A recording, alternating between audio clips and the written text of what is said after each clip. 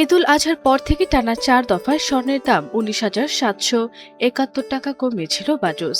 এরপর ফের বেড়েছে স্বর্ণের দাম। টানা ৩ দফায় বেড়েছে ১৪,৫৮০ টাকা।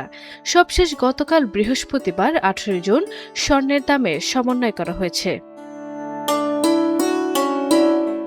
গতকাল এক বিজ্ঞপ্তিতে দেশের বাজারে ২২ ক্যারেটের বা ভালো মানের প্রতি ভরি সোনার দাম ২,৫০৮ টাকা বাড়ানো হয়, যা সকাল ১০টা থেকে কার্যকর হয়।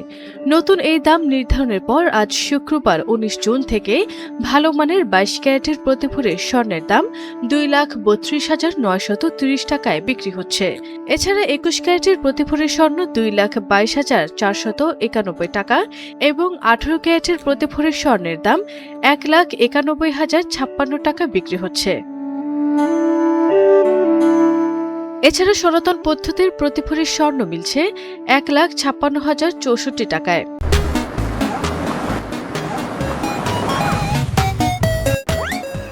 বাজুস জানিয়েছে, পরবর্তী ঘোষণা না দেয়া পর্যন্ত এই নতুন দাম দেশের সব জুয়েলারি দোকানে কার্যকর থাকবে। তবে গহনার ডিজাইন অনুসারে মজুরি প্রযোজ্য হবে।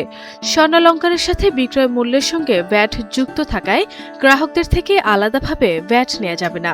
আরফি ইসলাম হিমু, এনটিভি অনলাইন।